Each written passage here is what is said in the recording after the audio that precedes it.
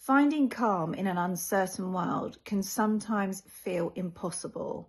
That's why it's so important when times are tough and we're feeling under pressure and stress from things we may have very little control over, that we're intentional about how we look after our body and mind. This will buffer us and our stress system from some of those stresses we're experiencing and help us remain resilient in times of great challenge.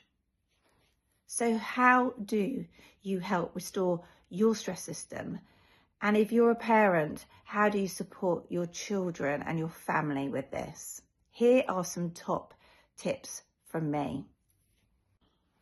Firstly, supportive relationships are critical for our health and well-being. So being really mindful about how you relate to others and staying close to those people who you know make you feel safe, heard and understood. So keeping communication open, trusting those people that you respect and their view and opinion. And in times where you're getting lots of information from different places, being sure that you're remaining open-minded, able to consider the views of others, and also doing your research if this is something you want to take a view on, so that you don't just accept some messaging that you might be seeing or getting. So keep an open mind, stay close to the people who are nearest and dearest to you.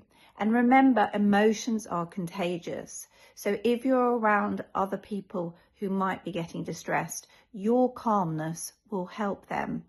But at the same time, there's a risk that we can co-ruminate, which means we can sometimes add to each other's distress by getting caught up in a spiral of escalating worry and stress. So think about being a soothing, calming influence to yourself and others, whilst remaining open-minded and trusting that good will prevail. Secondly, look after yourself, your body and your mind.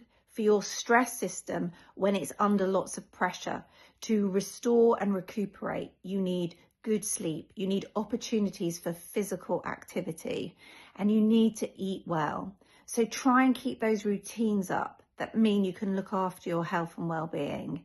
Venting emotional energy through physical activity, even if it's a crazy episode of dancing around your kitchen, will help you look after your stress system.